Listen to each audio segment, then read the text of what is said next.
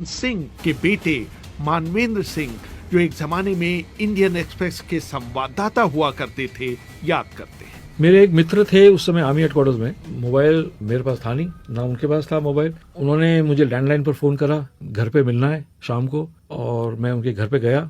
Army headquarters में उनकी posting थी। फिर उन्होंने मुझे बताया कि वहाँ कुछ गड़बड़ है, क्योंकि किसी बल्टन को तुरंत मैंने हेलीकॉप्टर के मार्फत इसी डिफिकल्ट क्षेत्र में पूरे यूनिट को भेजा है। कहीं कहीं कांटेक्ट हुआ है इन्फिल्ट्रेशन से। उनको भी जानकारी नहीं थी कि इन्फिल्ट्रेशन किसका है, आतंकवादियों का है या सेना का। रात को मैं लेट आया, इसलिए रात को तो मैंने फादर को बताया नहीं। सवेरे में जल्दी उठा, उनके वो भी जल्दी उठते थे। फिर मैंने उनको बताया कि कुछ गड़बड़ है और आप पता करिए, आपको जानकारी ज्यादा मिलेगी मेरे से। फिर उन्होंने स्वर्गीय जॉर्ज फर्नांडिस को बताया। फिर आगे जाकर ये बातें और फर्नांडिस शायद रूस जाने वाले थे अगले ही दिन, वो कहीं जाने वाले थे। उन्होंने फिर ब्रीफिंग के लिए बोला आर्मी हेडक्वार्टर्स में। सवाल उठता है कि लाहौर शिखर सम्मेलन के बाद पाकिस्तानी सैनिकों के इस तरह गुपचुप तरीके से कारगिल की पहाड़ियों पर जा बैठने का मकसद क्या था। इंडियन एक्सप्रेस के सुशांत सिंह कहते हैं, मकसद यही था कि भारत की जो नॉर्दर्न मोस्ट टिप है, जहां पर सियाचिन ग्लेशियर और बाकी जो जगह है, उसकी जो लाइफलाइन है, वो जो एक रोड है NH-1D को काटने के लिए और उसको डोमिनेट करने के लिए, वो कुछ ऐसी पहाड़ियों पर आना चाहते थे जिससे कि जो रसद का सामान और जो लॉजिस्टिक सप्लाई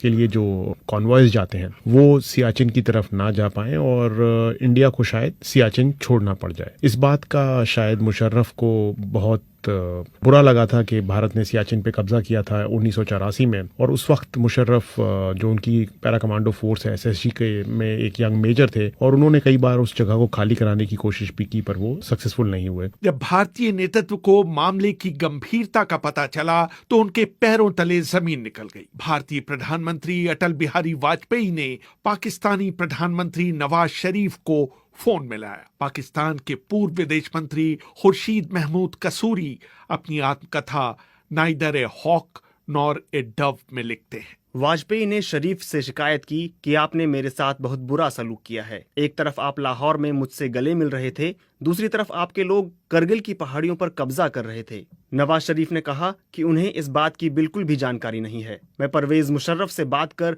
आपको फोन मिलाऊंगा। तभी वाजपेयी ने कहा कि आप एक साहब से बात करें जो इस वक्त मेरे बगल में बैठे हुए हैं। नवाज शरीफ उस वक्त हतप्रभ रह गए जब उन्होंने फोन पर दिलीप कुमार की आवाज सुनी। दिलीप कुमार ने उनसे कहा, मियां साहब, हमें आपसे इसकी उम्मीद नहीं थी, क्योंकि आपने हमेशा भारत और पाकिस्तान के बीच शांति के समर्थक होने का दावा किया है। मैं आपको बता दूं कि जब भी भारत और पाकिस्तान के बीच तनाव बढ़ता है, भारतीय मुसलमान बुरी तरह से असुरक्षित महसूस करने लगते हैं और उनके लिए अपने घर से बाहर निकलना भी मुहाल हो जाता है। सबसे ताज्जुब की बात थी कि भारतीय खुफिया एजेंसियों को इतने बड़े पाकिस्तानी ऑपरेशन की हवा तक नहीं लगी। भारत के पूर्व उपराष्ट्रीय सुरक्षा सलाहकार और पाकिस्तान में भारत के उच्चायुक्त रहे सतीश चंद्रा बताते हैं, RNAW did not detect it। पर जो सवाल खड़ा होता है, could they have detected it? इन्होंने कोई फोर्स एडिशनल नहीं ली वहाँ। रॉ की डिटेक्शन होती है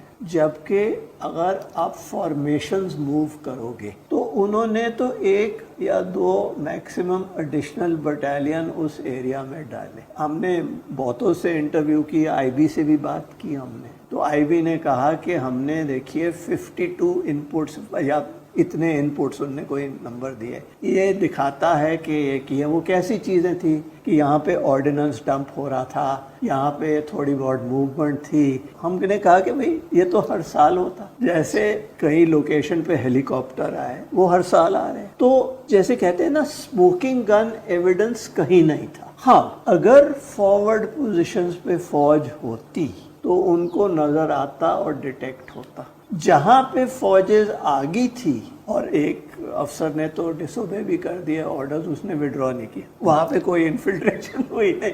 फौज जो होती है, इट इज नॉट ए चौकीदार फोर्स। फौज जो होती है वो जंग के लिए होती है, जहां पे अटैक होता है। It is not to do BSF job. लेकिन इसके बावजूद इसका जिस तरह से भारतीय सेना ने सामना किया, उसकी कई हलकों में आलोचना हुई। पूर्व लेफ्टिनेंट जनरल HS पनाग कहते हैं, मैं कहूंगा कि एक स्ट्रेटेजिकली एक ब्रिलियंट प्लान था कि एक खाली इलाके को, बहुत बड़े इलाके को आके उन्होंने उसके ऊपर कब्जा कर लिया। हमारी जो लाइफलाइन है लद्दाख की जो रोड जाती है श्रीनगर से जोजिला पास से होकर लेह को और आगे सियाचिन ग्लेशियर तक जो मेंटेन करती है, जो सिर्फ समर्स में खुलती है, उसके ऊपर हावी हो गए।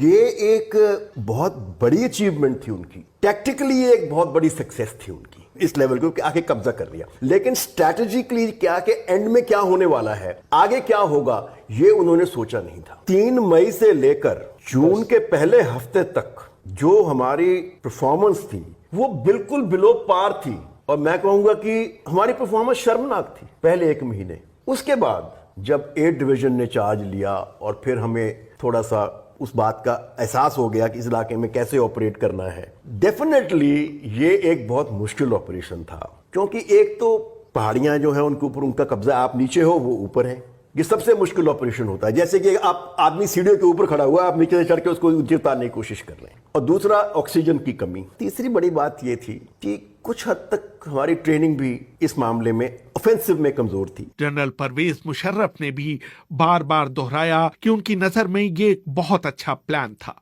जिसने भारतीय सेना को खासी मुश्किल में डाल दिया था। मुशर्रफ ने अपनी आत्मकथा in the line of fire में लिखा, भारत ने उन चौकियों पर पूरी ब्रिगेड से हमले किए जहां हमारे सिर्फ 8 या 9 सैनिक तैनात थे। जून के मध्य तक उन्हें कोई खास सफलता नहीं मिली। पहाड़ हमेशा रक्षण की लड़ाई में मदद करते हैं। भारतीयों ने खुद माना कि उनके 600 से अधिक लोग मारे गए और 1500 से अधिक लोग घायल हुए। हमारी सूचना ये है कि वास्तविक संख्या लगभग इसकी दोगुनी थी। भारत में असल में हताहतों की बहुत बड़ी संख्या के कारण ताबूतों की कमी पड़ गई थी और बाद में ताबूतों का एक घोटाला भी सामने आया था। मुशर्रफ के इस वक्तव्य पर सवाल उठाए जा सकते हैं, लेकिन जून का दूसरा हफ्ता आते आते भारतीय सेना के नियंत्रण में चीजें आने लगी थी। मैंने उस समय भारतीय सेना के प्रमुख जनरल वेद प्रकाश मलिक से पूछा कि इस लड़ाई का निर्णायक मोड़ क्या था। तोलोलिंग की लड़ाई एक बहुत महत्वपूर्ण ऑब्जेक्टिव था जो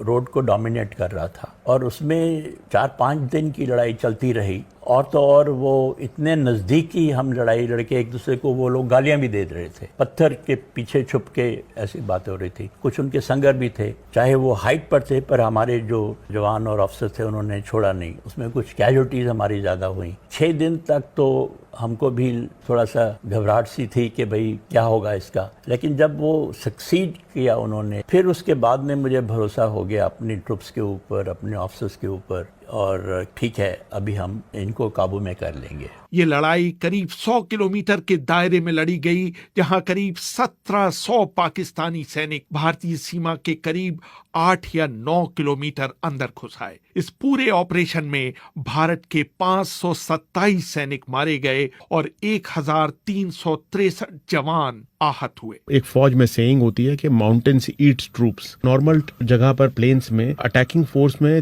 3 गुना होनी चाहिए जो डिफेंडिंग फोर्स है उससे, पर माउंटेन्स में उसको तकरीबन 9 गुना, और कारगिल जैसे माउंटेन पे तकरीबन 27 गुना। मतलब अगर एक जवान दुश्मन का कहीं बैठा हुआ है तो आपको उसको हटाने के लिए अपने 27 जवान लगाने पड़ेंगे। भारत ने इनिशियली डिविजन्स लगाए, उसके बाद एडिशनल बटालियंस बहुत इंडक्ट की गई और बहुत शॉर्ट नोटिस पे इंडक्ट की गई, और बहुत आर्टिलरी रेजिमेंट्स इंडक्ट की गई, और वो तो इंडक्शन बिल्डअप होता रहा तकरीबन जून तक। मुशर्रफ आखिर तक कहते रहे कि अगर राजनीतिक नेतृत्व ने उनका साथ दिया होता तो कहानी कुछ और होती। उन्होंने अपनी आत्मकथा में लिखा, भारत ने अपनी वायुसेना को लड़ाई में शामिल कर एक तरह से ओवर रिएक्ट किया। उनकी कार्रवाई मुजाहिदीनों के ठिकानों तक ही सीमित नहीं रही। उन्होंने सीमा पार कर पाकिस्तानी सेना के ठिकानों पर भी बम गिराने शुरू कर दिए। नतीजा ये हुआ कि हमने पाकिस्तानी क्षेत्र में उनका एक हेलीकॉप्टर और 2 जेट विमान मार गिराए। हमारे सैनिकों और मुजाहिदीनों ने कारगिल लेह पर चलने वाले भारतीय सेना के ट्रकों के काफिलों पर कहर बरपा दिया और उन्हें रात के अंधेरों में ट्रकों की लाइट बुझाकर चलने के लिए मजबूर कर दिया। ये पहला मौका था जब किसी लड़ाई को सीधा टेलीवाइज किया गया। लाइव मीडिया कवरेज ने इस लड़ाई को न सिर्फ भारत के घर घर पहुंचाया, बल्कि बाहरी दुनिया को भी संदेश गया कि पहल पाकिस्तान के सैनिकों ने की थी। What you heard right behind you were the sound of Bofors guns directly targeting the top of Tiger Hills, the prelude to the final assault. Also going on simultaneously are multi-barrel rocket launchers also attacking the same positions on Tiger Hills. जून के दूसरे सप्ताह से भारतीय सैनिकों को जो momentum मिला वो जुलाई तक जारी रहा। आखिरकार नवाज शरीफ को युद्ध विराम के लिए अमेरिका की शरण में जाना पड़ा।